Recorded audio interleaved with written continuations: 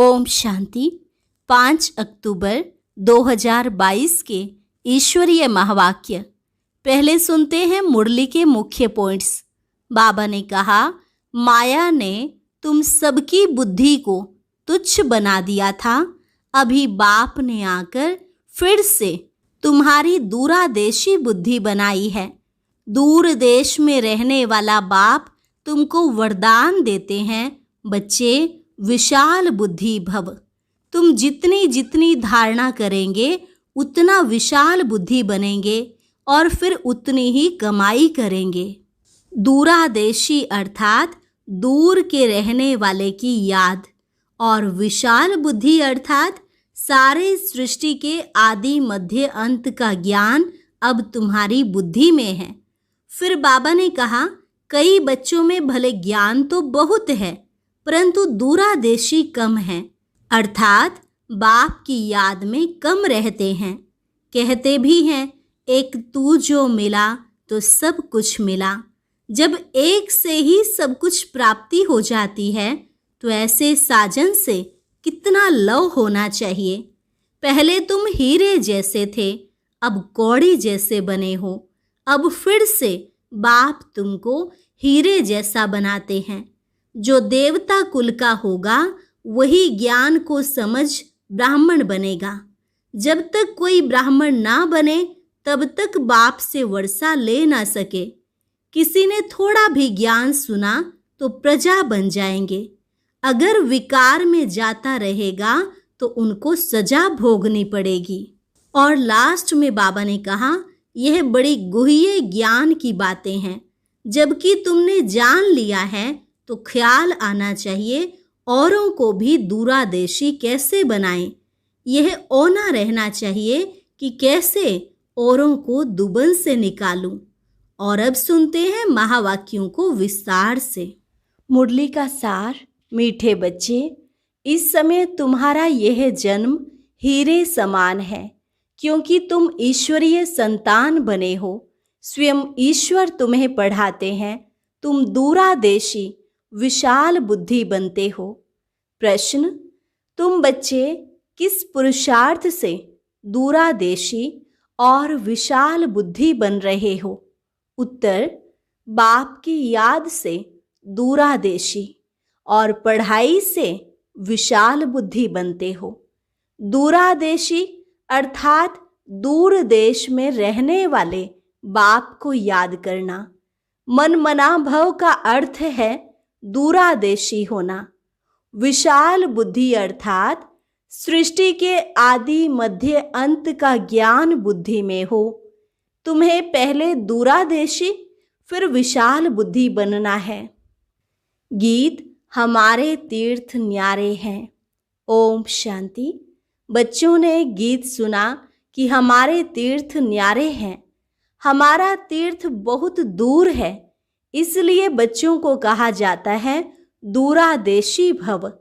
दूर देश में रहने वाले फिर कहते हैं विशाल बुद्धि भव। सबकी बुद्धि इस समय तुच्छ है ना। माया ने तुच्छ बुद्धि बना दिया है, तो बच्चों की है दूरादेशी बुद्धि अर्थात दूर के रहने वाले की याद। और विशाल बुद्धि अर्थात सारे सृष्टि के आदि मध्य अंत का ज्ञान बुद्धि में है। और सब है अल्पज्ञ बुद्धि अर्थात अल्प बुद्धि। सिर्फ कहते हैं परमात्मा परंतु जानते नहीं। यहाँ कोई महात्मा नहीं है। यह तो बाप आकर दूरादेशी बनाते हैं, परंतु दूरादेशी बच्चे कम हैं। भले ज्ञान बहुत है परंतु दूरादेशी कम है, अर्थात बाप की याद में कम रहते हैं। बाकी साधु तो साधना करते हैं, यथा राजा रानी तथा प्रजा। सारी दुनिया इस समय पतित है। भले महात्मा नाम डाल देते हैं परंतु महान आत्मा कोई है नहीं। कई फिर श्री कृष्ण को महात्मा कहते हैं। यह फिर भी राइट है, क्योंकि वहाँ श्रेष्ठाचारी दुनिया है। यह तो है भ्रष्टाचारी दुनिया, यथा राजा रानी तथा प्रजा। परंतु इस समय राजा कोई है नहीं, प्रजा का प्रजा पर राज्य है। बाप कहते हैं शास्त्र पढ़ने से तुम मेरे से मिल नहीं सकते और ना ही कोई मुक्ति में जा सकते हैं जब तक मेरे द्वारा कोई मेरे को ना जाने और जब तक कल्प के अंत में मैं ना आऊं। मनुष्य तो श्री कृष्ण को याद करते हैं, वह तो इस देश का है, दूरादेशी है नहीं, तो बाप को याद करना माना दूरादेशी बनना। मन मना भव का अर्थ है दूरादेशी भव। जो बाप को जानते नहीं तो बाप से वर्षा कैसे मिले, अगर आए नहीं तो रास्ता कैसे मिले। बड़ी समझ की बात है। साजन से बड़ा प्यार चाहिए। कहते हैं एक तू जो मिला तो सब कुछ मिला, तो एक से ही सब कुछ प्राप्ति हो जाती है। ऐसे साजन से बहुत लव चाहिए। यह है बेहद की नॉलेज, विराट ड्रामा अर्थात वैरायटी, जिसमें अनेक मतभेद हैं। तभी कहते हैं द्वैत राज्य। द्वैत या दैत्य एक ही बात है। दैत्य कहा जाता है रावण को, देवता बनाने वाला एक ही बाप है। कहते हैं मनुष्य से देवता, कितनी सहज बात है। तुम हो विशाल बुद्धि। शास्त्र पढ़ने वाले को विशाल बुद्धि नहीं कहेंगे, वह है भक्ति। ज्ञान अलग चीज है, भक्ति अलग चीज है। ज्ञान तो ज्ञान सागर बाप देते हैं। तुम हीरे जैसे थे, अभी कौड़ी जैसे बन गए हो। अब बाप हीरे जैसा बनाते हैं। तुम विशाल बुद्धि होने से विश्व पर राज्य करते हो। वहां अखंड अटल राज्य है, तो विशाल बुद्धि ज्ञान में होते हैं। तुम जानते हो सतयुग में सुख था, फिर धीरे धीरे नीचे सीढ़ी उतरनी है। चढ़ने में 1 सेकंड जंप लगाना, पतित से पावन बनने की छलांग लगाना, उतरने में 5000 वर्ष। तुम सब नंबरवार पुरुषार्थ अनुसार विशाल बुद्धि बने हो। यह ज्ञान अभी मिलता है। सतयुग में यह ज्ञान होता नहीं। संगम पर बाप आते हैं हूबहू कल्प पहले मुआफिक। सतयुग में विशाल बुद्धि नहीं कहेंगे। हीरे जैसा जन्म भी सतयुग में नहीं कहेंगे। हीरे जैसा जन्म इस समय है, क्योंकि इस समय तुम हो ईश्वरीय संतान। ईश्वर तुमको पढ़ाते हैं। यह महिमा बाप की है। जबकि परमात्मा पतित पावन है तो सर्वव्यापी कैसे हो सकता है। परंतु मनुष्य अल्पज्ञ बुद्धि है। कितना भी समझाओ समझते नहीं है। तो समझो वह ब्राह्मण कुल का नहीं है। जो देवता कुल का होगा वही ज्ञान को समझ ब्राह्मण बनेंगे। बाप ज्ञान का सागर है, तुम भी ज्ञान के सागर बनते हो। फिर तुम सुख शांति के सागर बनते हो। सतयुग में सुख अपार रहता है, तो बाप द्वारा तुमको सर्व सुखों की प्राप्ति होती है। सो भी अंत में ज्ञान सुख शांति के सागर बनेंगे, क्योंकि औरों को भी देते हो। अभी देखो कितना दुख अशांति है। बड़ों बड़ों को नींद नहीं आती है। तुम बच्चों को तो कितनी खुशी है, क्योंकि तुम बाप को जानते हो। दुनिया कहती है ओ गॉड फादर, परम पिता परमात्मा, परंतु जानती नहीं।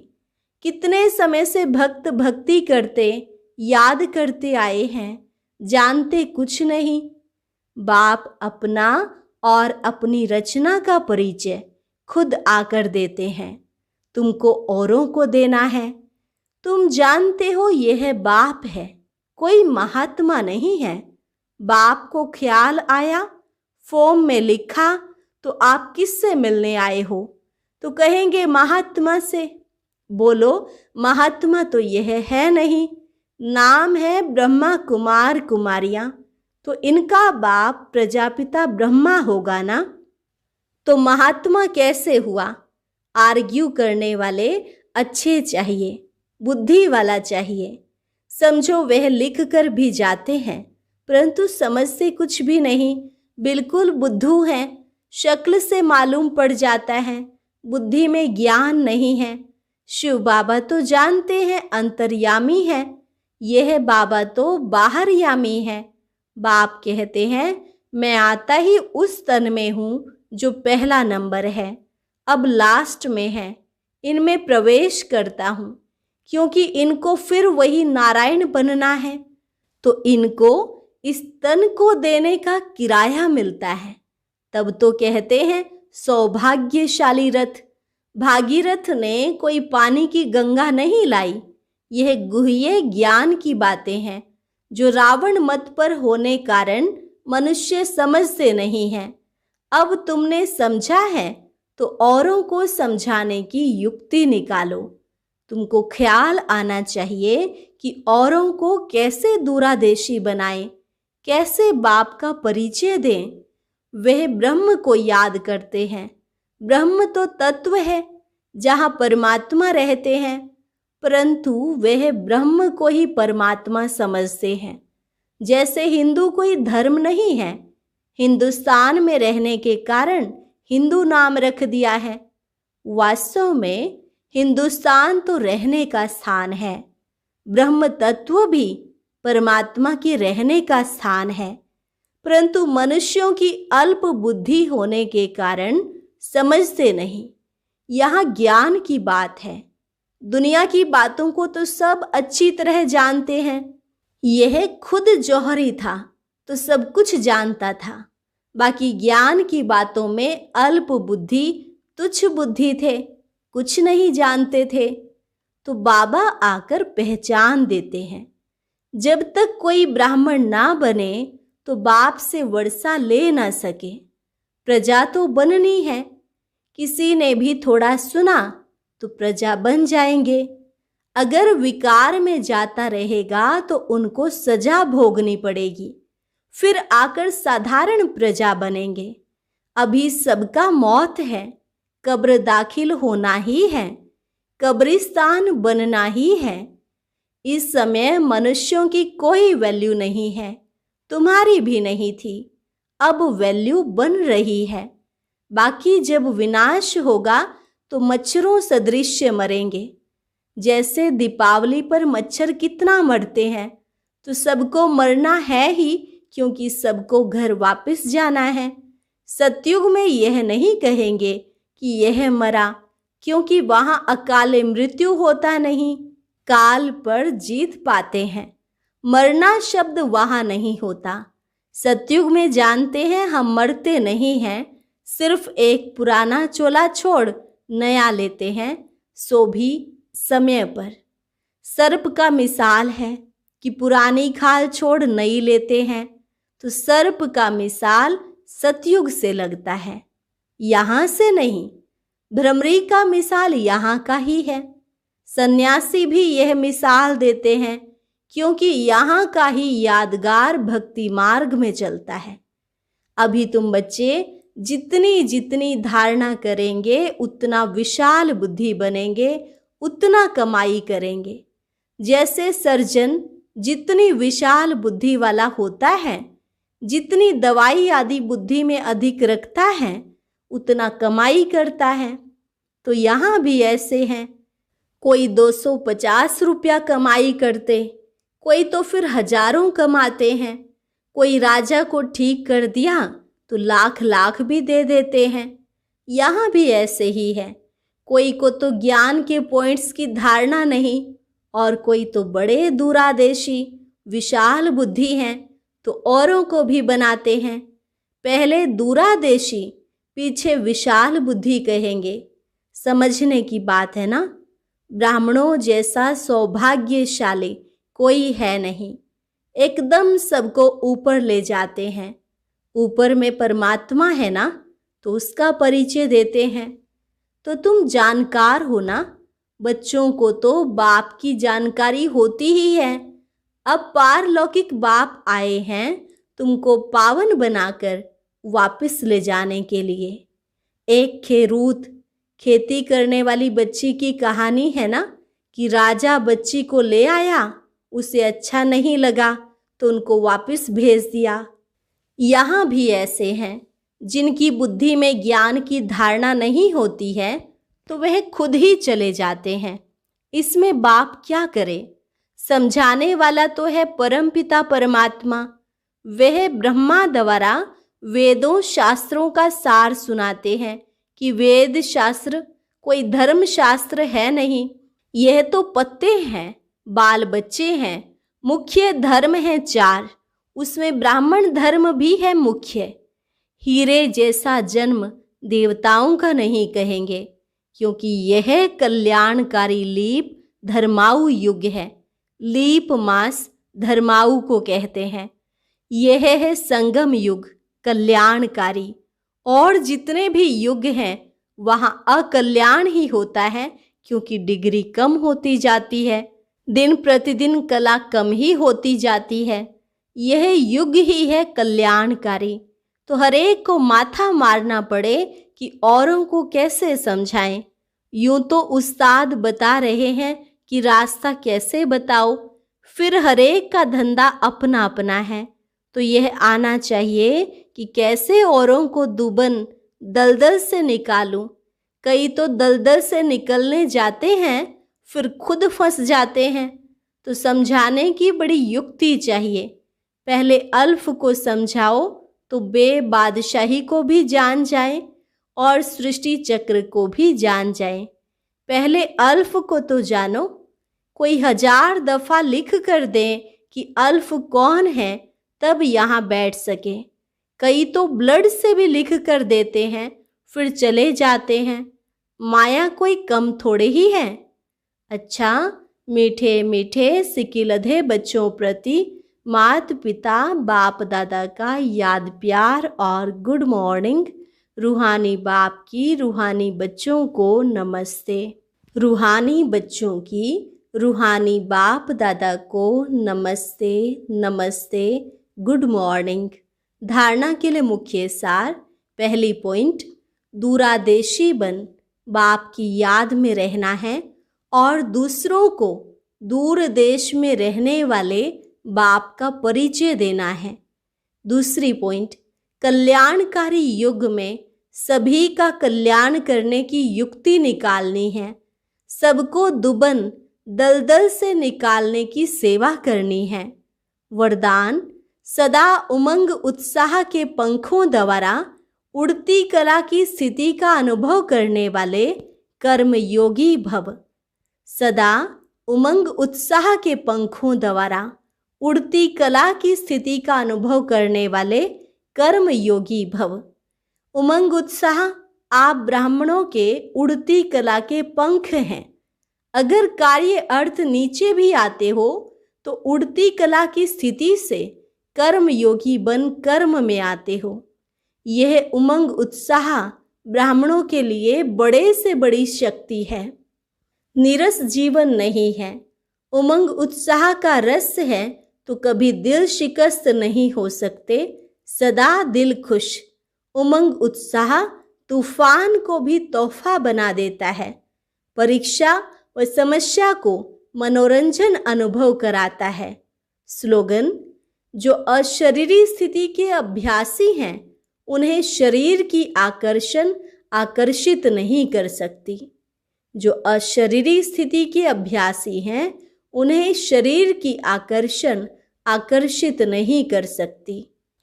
और अभी मातेश्वरी जी के अनमोल महावाक्य। हम मनुष्य आत्माओं को पहले पहले कौन सी मुख्य पॉइंट बुद्धि में रखनी है जिस पर खूब अटेंशन रखना है। पहले पहले तो अपने को यह पक्का निश्चय रखना है कि हमको पढ़ाने वाला कौन है। दूसरी पॉइंट, हम सभी मनुष्य आत्माएं हैं और परमात्मा हमारा पिता है। हम आत्मा बच्चे और परमात्मा बाप दोनों अलग अलग चीज हैं। तीसरी पॉइंट, ईश्वर बेअंत भी नहीं है, ईश्वर सर्वत्र भी नहीं है। अब यही नॉलेज बुद्धि में रखनी है, इसलिए अपनी नॉलेज औरों से न्यारी है। भले दुनियावी मनुष्य समझते हैं हमको परमात्मा का ज्ञान है। अब उनसे पूछो आप में कौन सा ज्ञान है, तो कहेंगे ईश्वर सर्वव्यापी है। अब परमात्मा तो कहता है मेरा ज्ञान मेरे द्वारा ही मिलता है। जैसे बैरिस्टर द्वारा बैरिस्ट्री, डॉक्टर द्वारा डॉक्टरी सीखी जाती है। भले वहाँ बैरिस्टर भी अनेक होते हैं, एक बैरिस्टर से ना पढ़ा तो दूसरा पढ़ाएगा, एक डॉक्टर से ना पढ़ा तो दूसरा डॉक्टर पढ़ाएगा, मगर यह ईश्वरीय नॉलेज सिवाय एक परमात्मा बिगर कोई भी मनुष्य आत्मा, चाहे साधु संत महात्मा हो, वो भी नहीं पढ़ा सकेगा। तो हम कैसे समझें कि इन्हों में कोई परमात्मा का ज्ञान है? चौथी पॉइंट, परमात्मा युगे युगे नहीं आता, बल्कि परमात्मा कल्प कल्प एक ही बार इस संगम युग पर अर्थात कलयुग के अंत और सतयुग के आदि संगम समय पर आता है और अनेक धर्मों का विनाश कराए एक आदि सनातन सत्य धर्म की स्थापना कराता है। अब लोग कैसे कहते हैं कि परमात्मा युगे युगे आता है, और ऐसे भी कहते हैं कि गीता का भगवान श्री कृष्ण वो द्वापर में आया है। अब इन सभी बातों को सिद्ध करना है।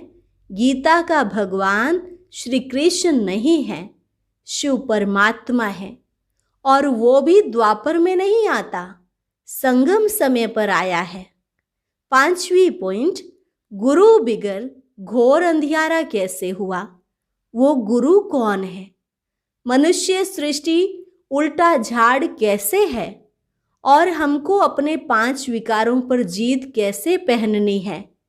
छठवीं पॉइंट, हम वही पांडव योद्धे हैं जिसके साथ साक्षात परमात्मा है, उसी तरफ ही जीत है।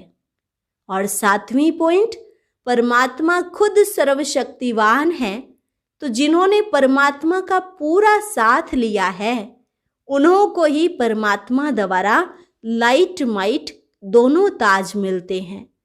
अब यह सभी बातें बुद्धि में रखना, इसको ही ज्ञान कहा जाता है। अच्छा, और अब सुनते हैं आज का अव्यक्त ज्ञान मोती।